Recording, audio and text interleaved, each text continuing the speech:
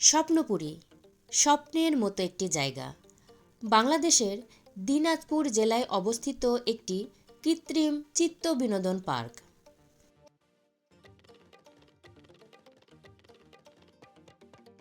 আজকের গন্তব্য সেই স্বপ্নপুরী পার্কের উদ্দেশ্যে।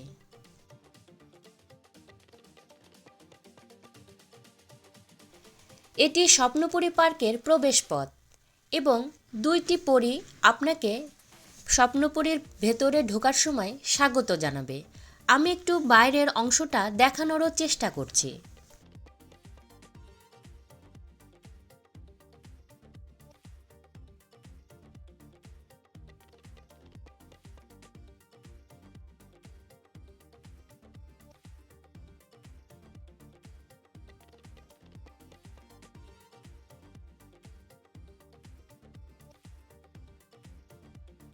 দিনাজপুর জেলায় অবস্থিত জনপ্রিয় স্বপ্নপুরী পার্কে কিভাবে আসবেন? ট্রেন, বাসের মাধ্যমে দেশের বিভিন্ন প্রান্ত থেকে এখানে আসা যাবে। ট্রেনে আসতে চাইলে ফুলবাড়ী স্টেশনে নেমে অটো, সিএনজি বা অন্য কোনো যানবাহনের মাধ্যমে স্বপ্নপুরী পার্কে আসতে হবে। বাসেও আসা যায়।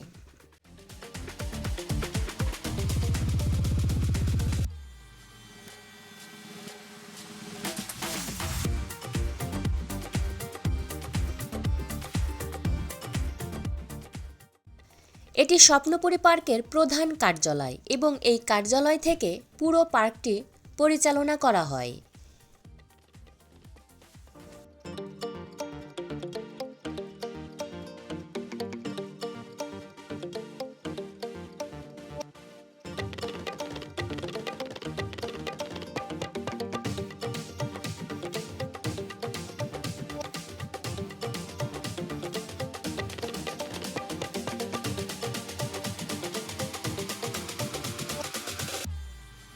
পার্কে বিভিন্ন ধরনের ফাস্টফুড জাতীয় খাবার এবং ভাতেরও হোটেল রয়েছে।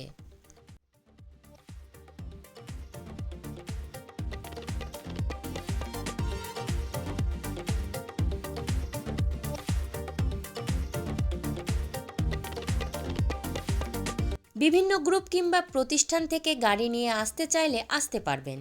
এখানে গাড়ি পার্কিংয়ের জন্য সুব্যবস্থাও রয়েছে।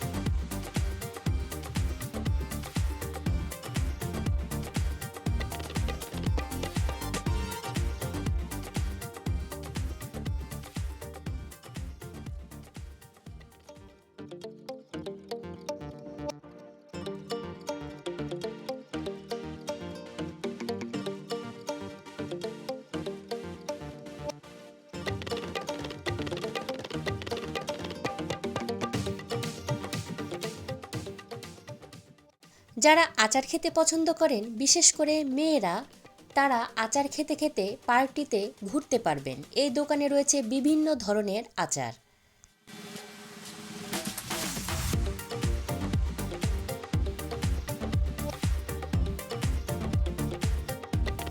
এখানে দেখতে পাচ্ছি চমৎকার একটি হাতির ভাস্কর্য।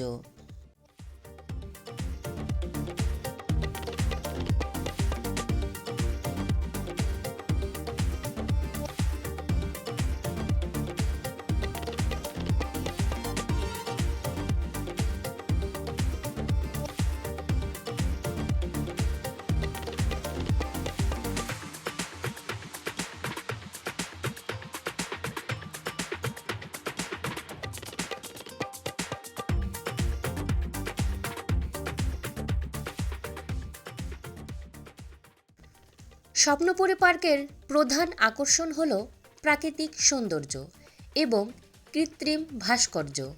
সৌন্দর্য বর্ধনের জন্য প্রচুর বৃক্ষরোপণ করা হয়েছে পুরো পার্ক জুড়ে। বিভিন্ন ধরনের ফুলের বাগান, মৃৎশিল্প, ডাকবাংলো ও বাংলাদেশের মানচিত্র। এখানে থাকার জন্য রিসোর্টও রয়েছে। সন্ধ্যাতারা, রজনীগন্ধা, নীলপরি, নিশিপদ্ম এসব নামে রিসোর্টগুলোর নামকরণ করা হয়েছে।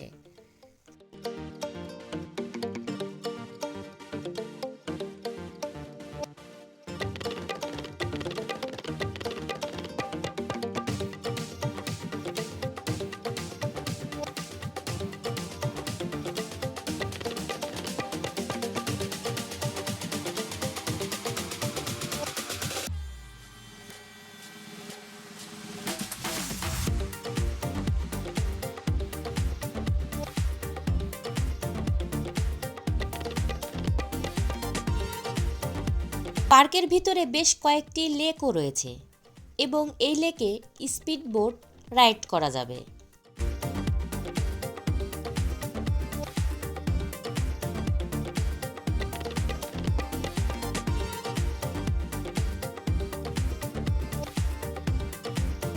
নিখুঁত কারুকার্য সম্বলিত এই টবগুলিতে বিভিন্ন ধরনের বৃক্ষরোপণ করা হয়েছে।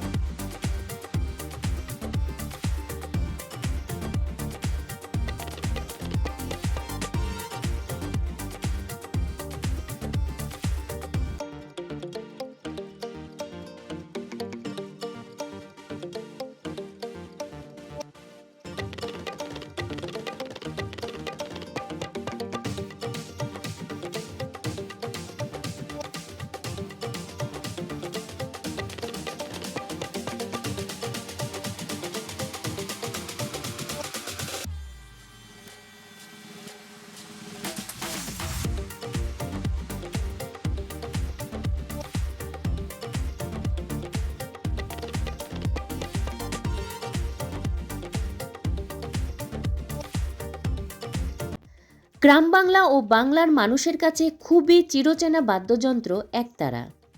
এই একতারাতেই সুর তুলে আমাদের বাউল শিল্পীরা সঙ্গীতের মাধ্যমে মনের ভাব প্রকাশ করেন। সেই একতারাটি খুবই সুন্দর করে এখানে বানানো হয়েছে। দুচোখ ভরে দেখছিলাম মনোমুগ্ধকর বাগানবিলাস ফুলের সৌন্দর্য।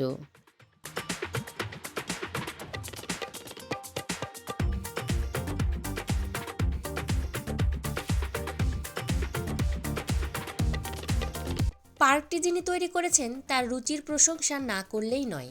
খুবই নান্দনিক তার চিন্তাভাবনা এবং খুবই আধুনিক মন মানসিকতা। কুশদহ ইউনিয়নের চেয়ারম্যান মোহাম্মদ দেলোয়ার হোসেন তার শ্রম ও অর্থের বিনিময়ে 1989 সালে স্বপ্নপুরীর কাজ শুরু করেন। বর্তমানে এটি সাবেক সংসদ সদস্য শিবলি সাদিকের অধীনে চালু রয়েছে।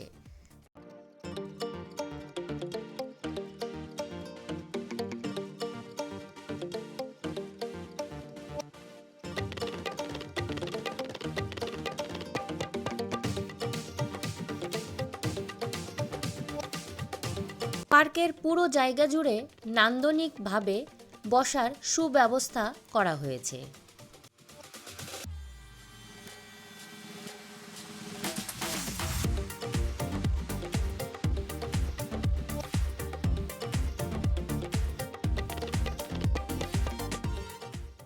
এখানে চমৎকারভাবে তৈরি করা হয়েছে বাংলাদেশের জাতীয় ফুল, ফল, পশু, কবি এবং পাখির ভাস্কর্য। পাশেই রয়েছে বাংলাদেশের জাতীয় কবি কাজী নজরুল ইসলাম এবং বিশ্বকবি রবীন্দ্রনাথ ঠাকুরের ভাস্কর্য।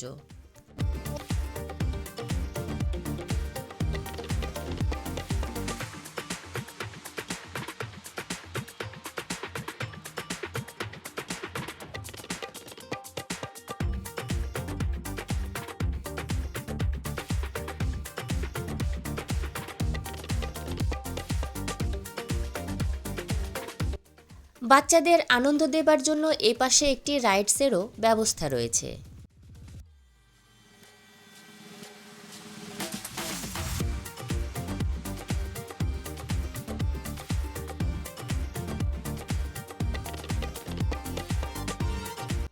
এখানে রয়েছে আইসল্যান্ড এবং 7 ওয়ান্ডার্স অর্থাৎ বিশ্বের সপ্তম আশ্চর্য।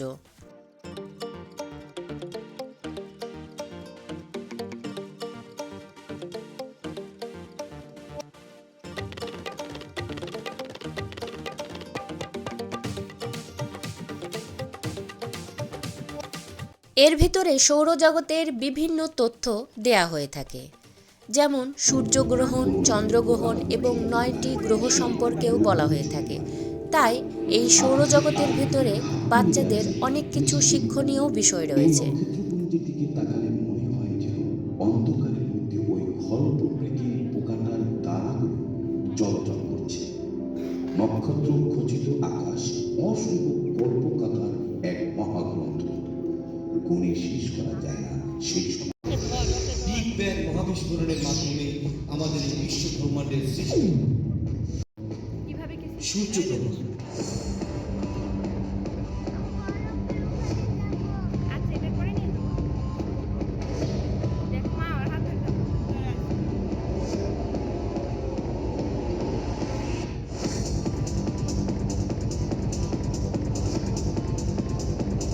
চন্দ্রগ্রহণ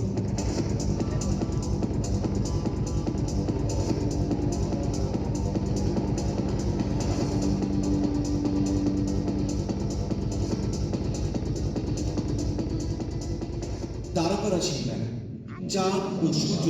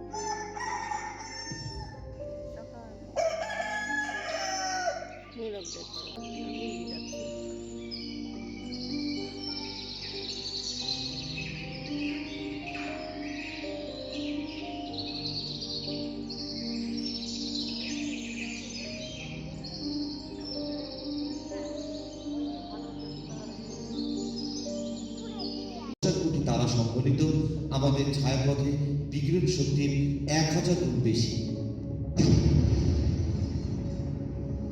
গ্যালাক্সি মহাকাশে কোটি কোটি নক্ষত্র, ধূলিকণা এবং বিশাল বাষ্পপুঞ্জ নিয়ে জ্যোতিষ্ক মণ্ডলীর যে দল সৃষ্টি হয়েছে তাকে গ্যালাক্সি বা নক্ষত্র জগৎ বলে।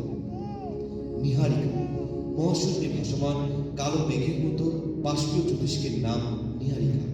এর ভেতর মহাজাগতিক ধূলিকণার অস্তিত্ব বিদ্যমান। সূর্যের পরে আমাদের নিকটতম নক্ষত্রের নাম আলফা সেন্টাউরি। এর দূরত্ব 4.5 আলোকবর্ষ। মিল্কি ওয়ে আমাদের সৌরজগৎ মিল্কি ওয়ের অন্তর্ভুক্ত। এর আকৃতি অনেকটা চ্যাপ্টা চাকতির মতো। এর ব্যাস 1 লক্ষ আলোকবর্ষ।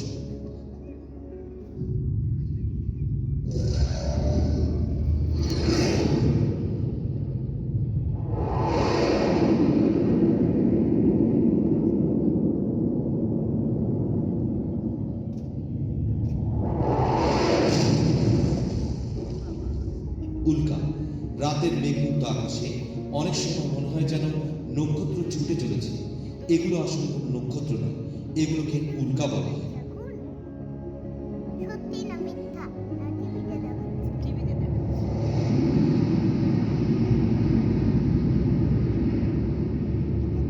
সৌরজগতের কেন্দ্রীয় বস্তুটি হল সূর্য, একটি নক্ষত্র। সূর্যের সবচেয়ে নিকটবর্তী গ্রহ।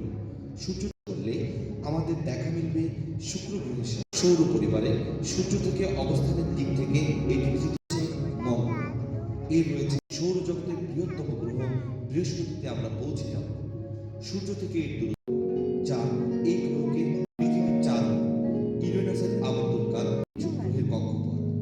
সূর্য থেকে এর দূরত্ব 450 কোটি কিলোমিটার। প্লুটো এর অবস্থান সূর্য থেকে সবচেয়ে দূরে।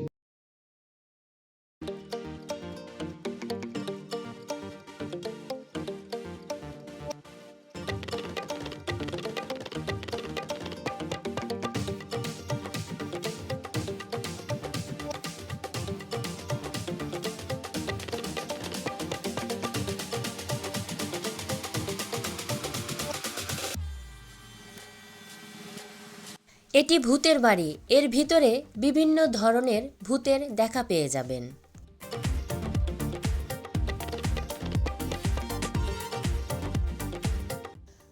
বই আমাদের পরম বন্ধু, কিন্তু বই পড়ে যে জ্ঞান পাওয়া যায়, ভ্রমণে তার চেয়ে বেশি বাস্তবসম্মত জ্ঞানার্জন করা যায়। তাই আমাদের সকলেরই উচিত নিজ নিজ সামর্থ্য অনুযায়ী ভ্রমণে বের হওয়া।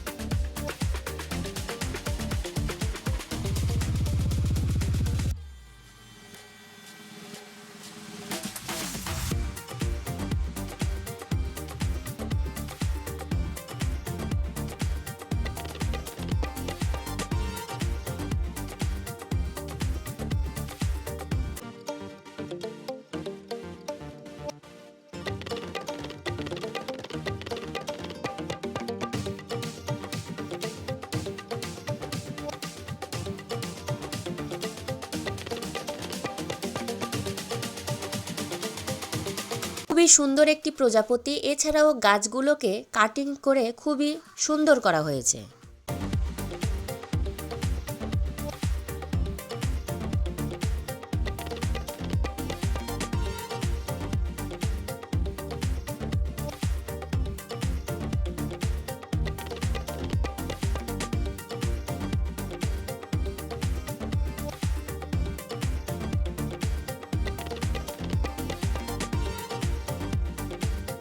ভিডিওটি কেমন লাগলো কমেন্ট করে অবশ্যই আপনার মতামত জানাবেন। ধন্যবাদ।